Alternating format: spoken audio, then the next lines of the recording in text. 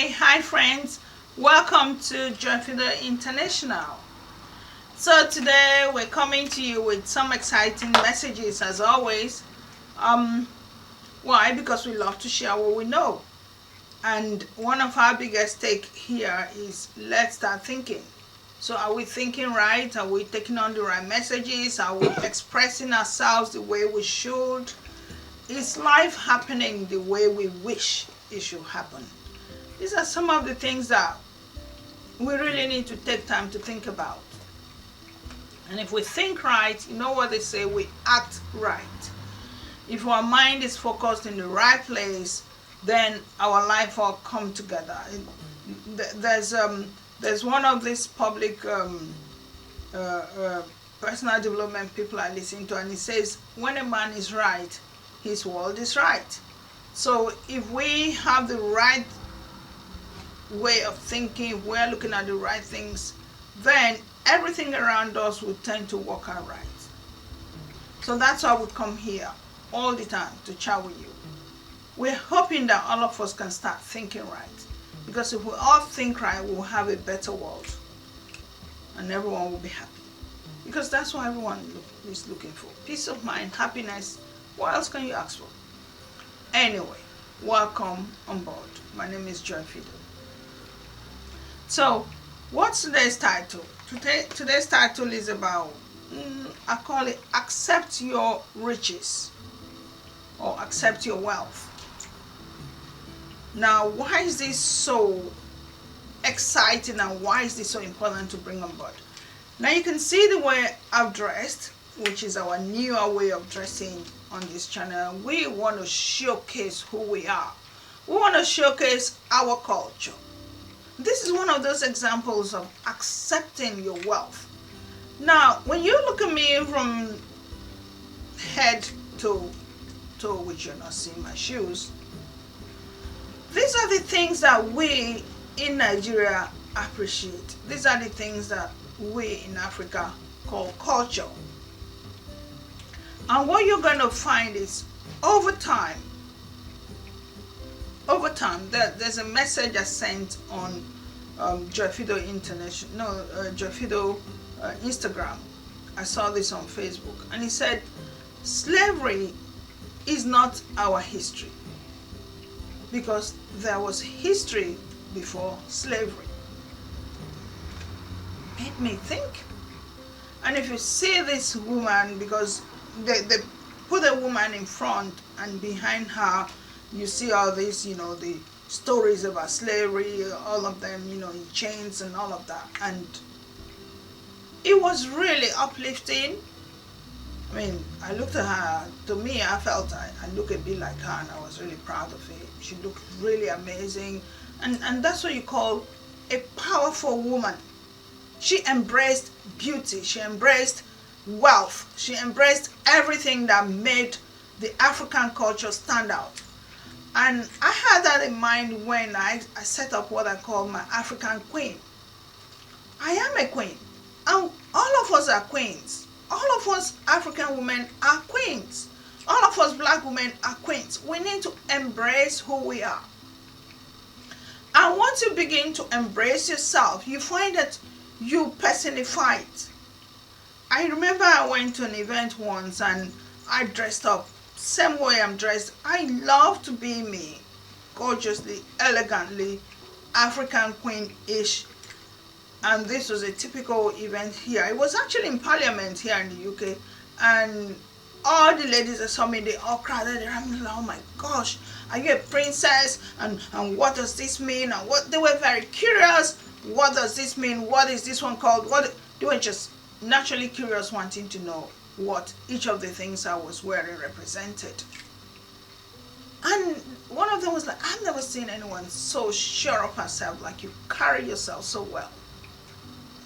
That's what I call being sure of who you are, being proud of your heritage, personifying who is inside you.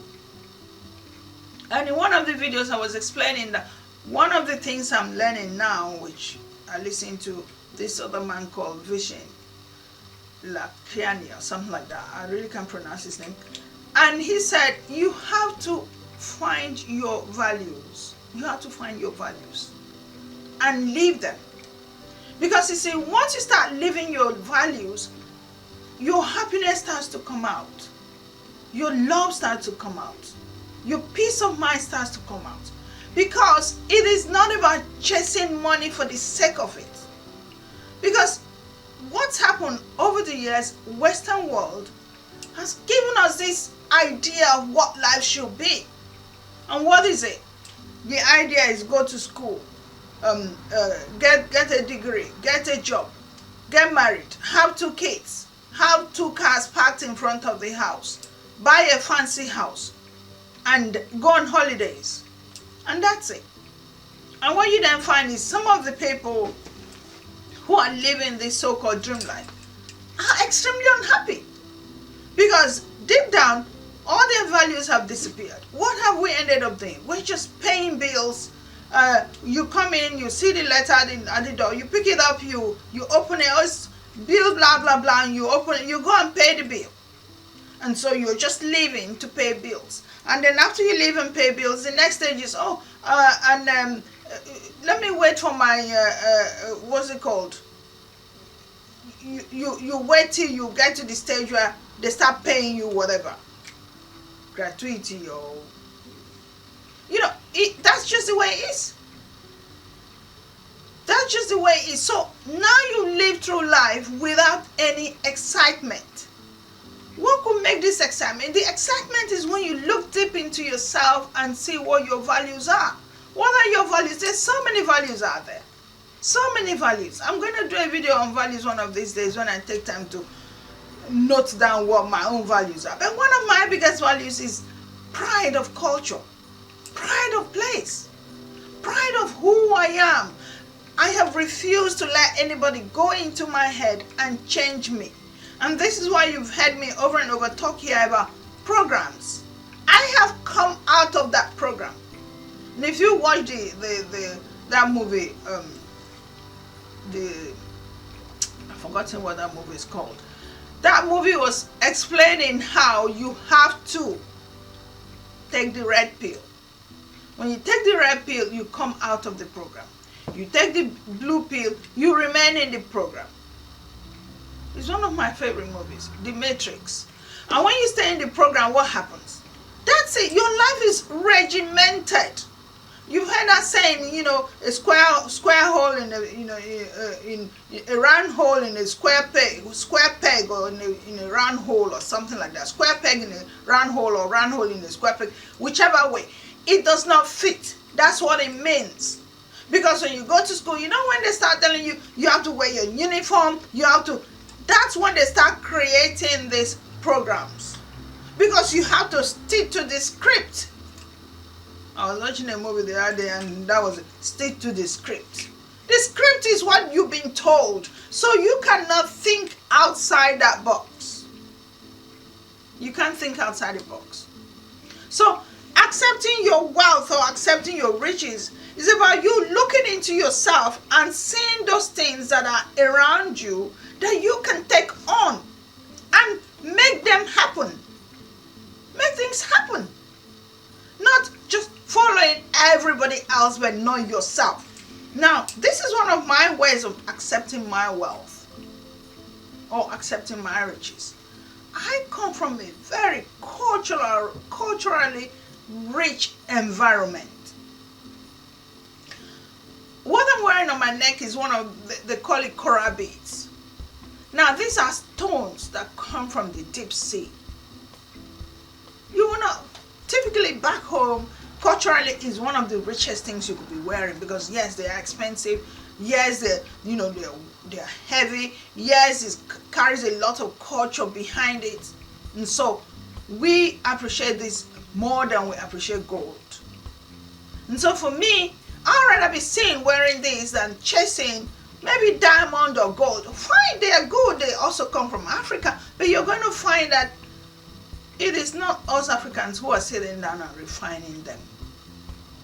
And so what you're going to find, things like diamond and gold, they go, a country like Congo and the rest of them, not Congo, Senegal or one of them, they go there and they mine these things and they kill young kids over it, and then they export it.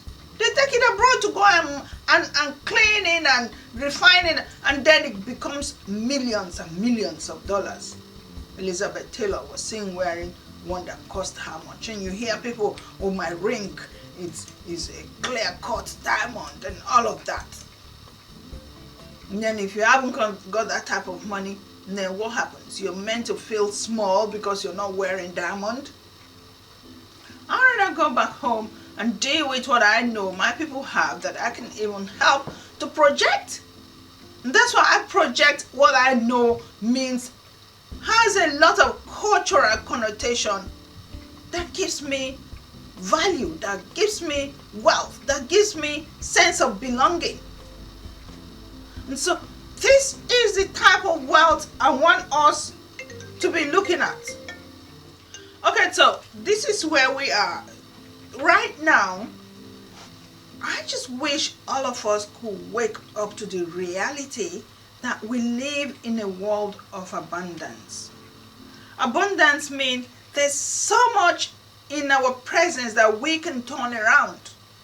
You know, when Bible said to us over and over, go ye and multiply, it wasn't a joke.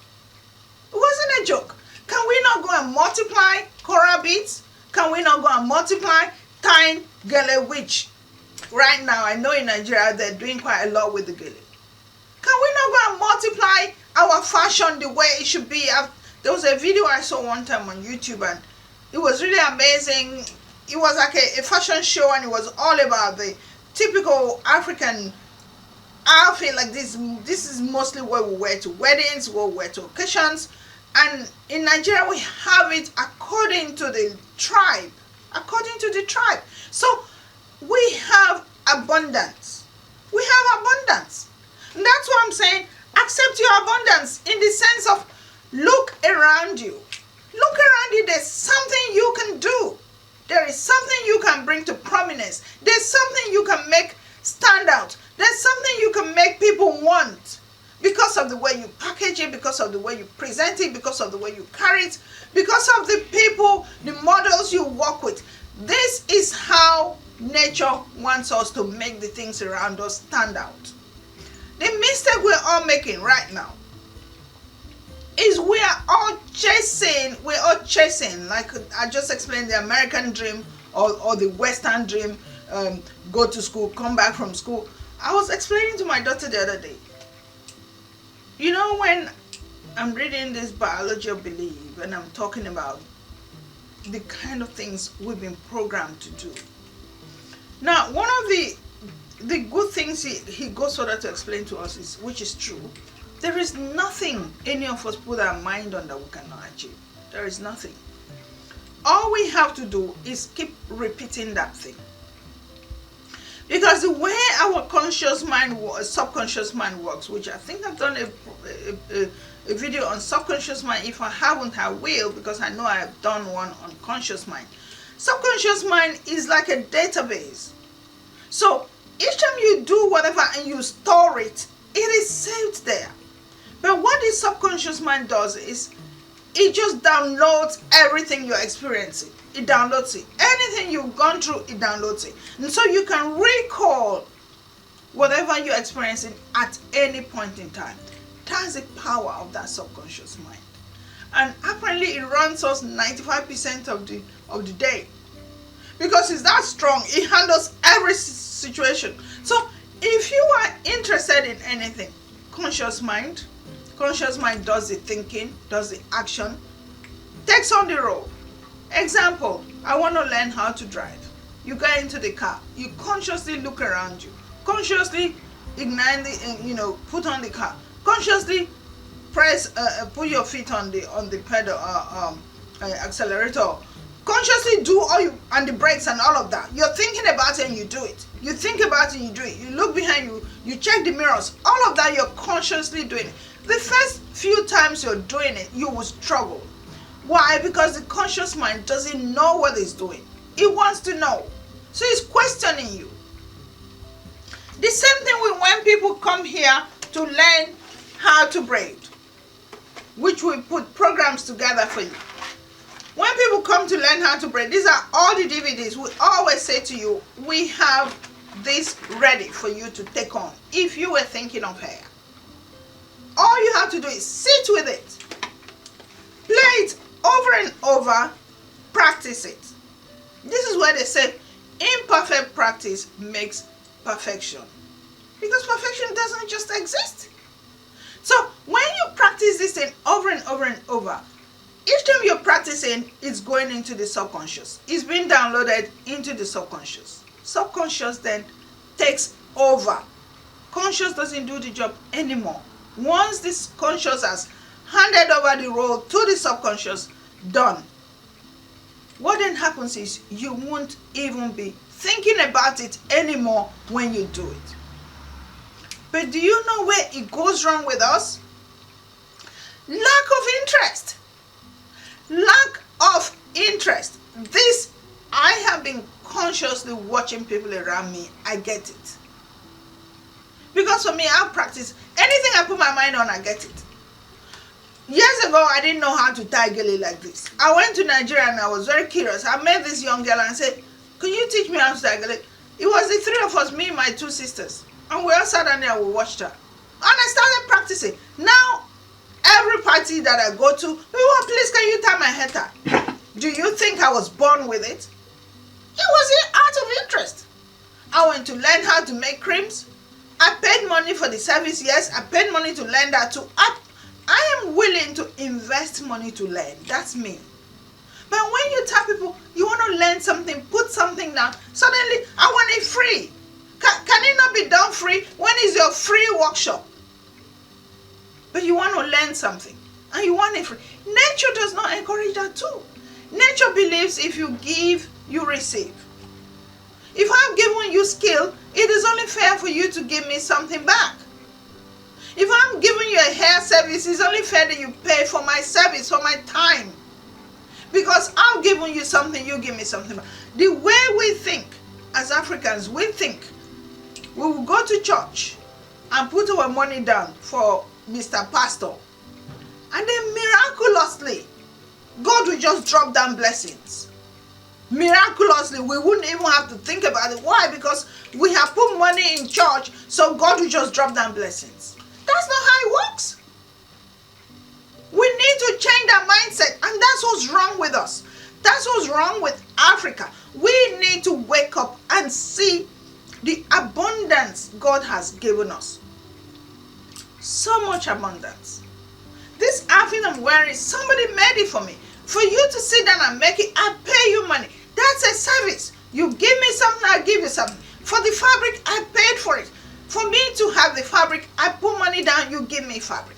It goes across board on everything. Everything.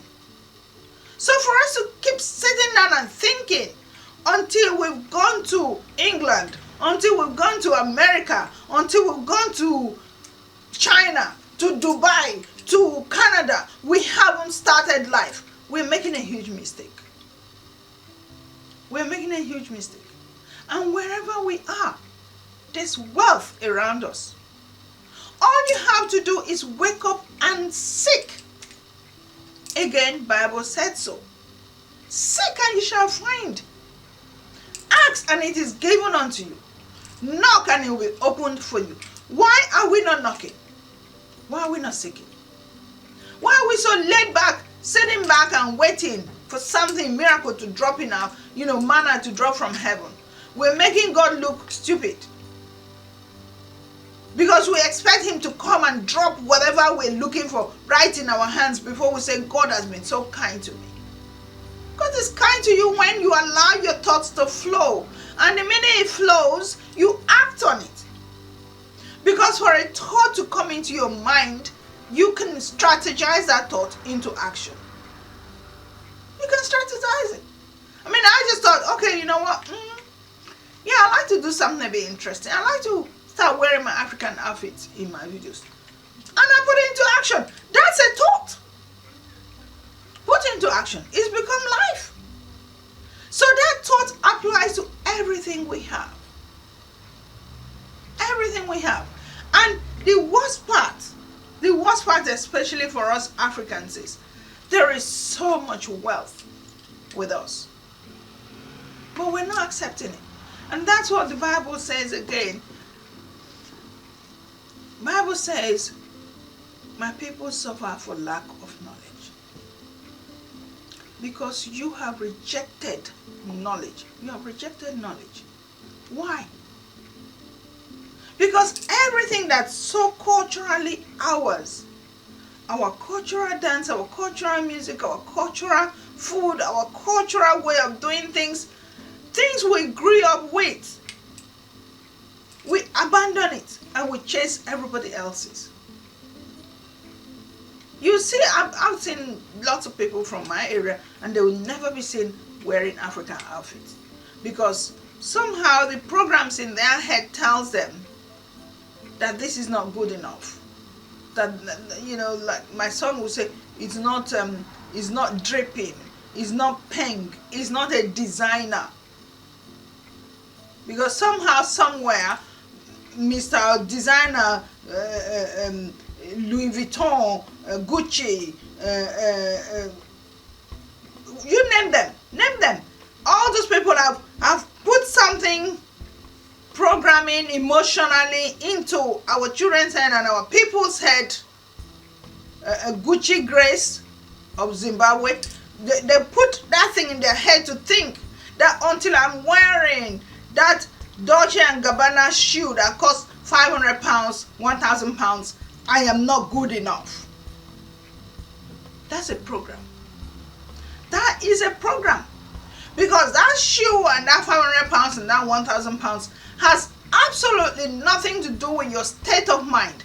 It has absolutely nothing to do with your spirit. It has absolutely nothing to do with what you can contribute to life. Or the peace of mind you're meant to have because you've brought some value to life. No, what you're doing, you're actually behaving according to what somebody expects of you. Feel good because you're wearing my outfit. And people know me, you don't see me wearing designer. I do not wear no designer. Maybe someone buys for me as a present, I'll wear it happily. Or maybe I walked into a shop and it was so cheap. Shops like TK Maxx or TJ Maxx, as the case will be in the US. I go to TJ Maxx. It's one of my favorite shops. I go there. If I see what's it called? A DKNY or Gucci or whatever, and it's on sale, I will buy it. I don't hate them. But I'm not going to spend ridiculous money for it. Just so that I feel good. And I intimidate everyone around me to feel because I'm wearing Gucci, I'm better than them. People do that. People flash designer clothes. You know what I call it? I call it insecurity. Anyone who feels if I have one designer, I don't feel good, you are suffering from a heavy case of insecurity. You have been so heavily programmed that we need to pull your mind back into reality of life. And so the main issue here is, how do you come out of that mindset of being dragged by other people where you become the creator instead of the buyer, the designer instead of being the one designed for? Because you see, if you can come out of it and start being the one who's designing, people will buy off you. I sell this. These are my brands, African Queen. And I have looked into understanding the fact that, you know what, as an African, I have a culture and my people wear this and we feel good about it. Why don't I create it? Why don't I make it easy for them so that people don't have to worry about, oh, if each time I want to wear an African outfit, I have to go and look for a tailor or a designer. Let me make it ready-made so that people can have it when they need it in whatever color they want. Just let me know and it will be there for you. That's why I came out with that. That's how you use your thinking to create your own wealth. That's how you accept your own wealth, because wealth is right there in your face.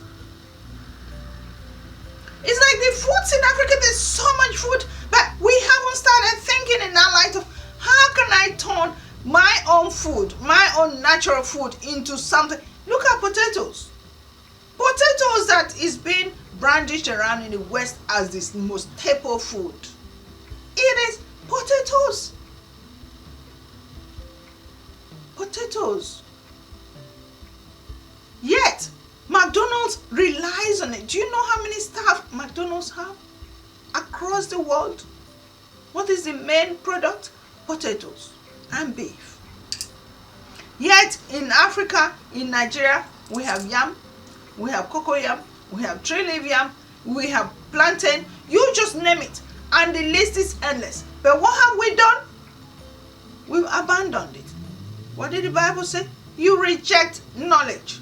We've abandoned our own things, and I tell you, if McDonald's were to set up in Nigeria, it would be a big hit. We have KFC there. What does KFC rely on? Potatoes again and chicken. Potatoes and chicken, but somehow they branded it, and now I see people when I go to Nigeria rushing to KFC, rushing to Nando's. What does Nando's rely on? Again, potatoes and what? And chicken, but how they changed the way they made their own chicken, grilled chicken. What is wrong with us? We do not accept our own things. The same thing I keep telling all of us, this land that we all stand on is the same across the world. Apart from some lands, maybe there's more rain in some parts of the world. In some parts of the world, there's more sun. In some parts of the world, there's snow. That's it. You see a place like Dubai with all the sun and all the dryness? Yet Dubai is the same place now that everybody wants to go to. How did that happen? Human beings were thinking human beings decided, let's invest in this country, let's create infrastructure, let's create things that will attract people. Now everybody visits Dubai. The tallest building in the world is in Dubai. But the same land in Lagos, in Nigeria, we're all running away from it. Why? Because now we have Fulani headsmen. Now we have Boko Haram. Now we have kidnappers. Now, can you see how it's working? Can you see how it's working? We're not thinking. We're not thinking. We are so picky and choosy, and like my young son, if you make him, it's certain food, you say, no, I don't want that one, I don't want that one. Where do you think the problem is coming from? It's your mindset. You're thinking about it. You have chosen. Hence, Bible says, you have rejected. It is you. It's not the world. It's not anybody you call your enemies. It's not your enemies that's made your situation the way it is. It is you. It is not. I know way back home, especially in Nigeria, we know the issues that are happening. The politicians who we know will go and destroy and siphon all the wealth of the country and take it. But you see, like I keep preaching to them, you're not gonna go to heaven with that wealth. Everything you steal will remain here when your life is done. You are like that foolish man in the Bible when he thought he'd made it, and God said, this night your life will be taken off you, or your soul will be taken off you. That's what it is. But you see, apart from them being such a mess, that country has so much potential. Our continent has so much potential. We should not be in this situation where every day people are dying on the high sea because they are running away from our own continent. Why? We're chasing somebody else's continent. Like I keep preaching as well. No one is putting a red carpet at the door of the aeroplane and saying, welcome home. We've been waiting for you. No. There's no such thing. You will be surprised that you're running from frying pan to fire. Yes, there's a saying like that. I mean, there's a saying in Nigeria that says, what you're looking for in Sokoto is in Sokoto. Because that thing we're looking, we all chase Western world to go and find. We will find out that it doesn't exist. And we would rather have found it in our own backyard. If we had accepted our wealth. And our wealth are those things that God gave us. Everything in, you see, one of the biggest things, or some of the biggest things I really love right now about Nigerian music. It's taking over the world. I've been to a few shops here in London, and I walk in and I'm hearing Nigerian music blaring through the microphone. I mean, through the loudspeaker. I'm like, oh my gosh, this is good news. Because they are thinking. Nigerian movies picked up and took over as well. After you say Hollywood and you say Bollywood, next thing you say Nollywood. Because they are thinking. So, Nigerian fashion for me is the next big thing we need to pull out. Because, like I said in one of the videos, when you hit Oshodi market, when you hit Balogun market, Idumota market, trade fair, fabrics galore. It's a designer's dream world. So all you have to do is start dreaming. How do I play around with this thing? See, there's something they call adding value. That's all Nigeria needs, adding value. Because the raw material is there waiting for you. Raw material is waiting for you. And that's what I mean by accept your riches. Accept your wealth. Raw material is in abundance in Nigeria. Nigeria personifies or represents abundance. Yes, I know it's got all its flaws. What are its flaws? No road, no electricity, no water. Okay, yes. Somehow people manage. What I always say to myself is, people live there. Doesn't mean that nobody lives there. People live there and they're doing great. But the abundance of things there, the food is in abundance. Root crops, tree fruits, tropical fruits, and juices, natural juices that you can juice anything in whatever form. Here, by the time they are telling you with pineapple, it's like a drop of pineapple in something they would have concocted with all the pest. What do I want to? All the chemicals they put together, and then they would not say with pineapple. That pineapple is not pineapple. It's just something synthetic thing manufactured in the lab, and then it tastes like pineapple. Edible pineapple is not pineapple.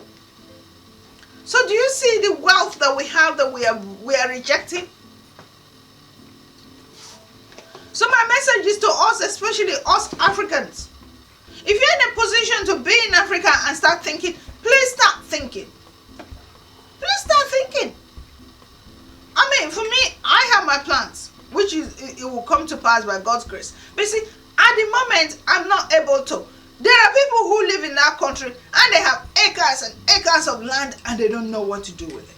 People actually ask me, you being in Africa, you people have land that you can call your own? Yes. In England, you cannot call any land your own. You can only say, I'm paying mortgage. Mortgage, that land belongs to the Queen. And they mortgage it to you 99 years or something like that. And when you pass on, your children will have to come and pay something or inheritance tax, and then the list goes on. And maybe if you're lucky enough and you grow old, then by the time they send you to old people's home, they'll sell their house and then take the money to take care of in the old people's home. It's all complicated and ridiculous. It doesn't make any sense. But here in Africa now, you have your own land. That's yours. That's your family home. It's yours. No one takes it away from you. You paid for it. And so you can do what you like with it. It's in your bloodline. And so with such a place in hand, you can dream and do what you want to do. This is a message I want all of us to take on board. The fact that there's so much abundance and wealth and riches around us that we are not looking. We need to wake up and look and change. and stop thinking that that thing we're looking for is somewhere else. No, that thing we're looking for is right under our feet, is right under our nose, but we're not seeing it. We need to see it. So I'm going to stop here. I don't like pushing these things too far. Just, we need to appreciate what we own. That's the bigger message. We need to look into ourselves more and find value from the things that are around us, not keep chasing what is not with us. Because like in one of the videos I've explained, when you keep chasing, by the time you get there, you become a beginner. You're starting from scratch, and then you will never get there. You know why? Because whoever's become your teacher will keep pulling the strings and pulling the strings and pulling the strings, when you would have been in a position to say, I know what I'm talking about. I have been working with it since I was born. This is how it's done. Now when I dress like this and go anywhere, no one's gonna say to me, oh no, you forgot to by the way, your earring is not sitting. Oh, that's true, I forgot my earring. By the way, your earring is not sitting right, and your jewelry is this way, or nobody can tell me that, because I know how I should dress as an African woman. But if I try to imitate someone else's culture, they don't do it that way. They do it that way, and they don't. So by the time you think you're getting to the point of knowing, they pulled it again. And then we also do this and we do that. And it's just an example. It applies to everything. Applies to everything. This is why we are struggling. This is why for as long as we do not accept our culture, Dr. Africa is telling us in one of his books, our culture is the first thing. It says that people without a culture do not exist. Because now you're just trailing behind somebody. For as long as your culture does not count to you, you don't exist. Whose culture are you going to accept as yours? Who will accept you anyway? So you need to belong somewhere. And the only place you can belong to is where you're originally from, where your culture counts, where you've been brought up to understand the values of whatever that culture is.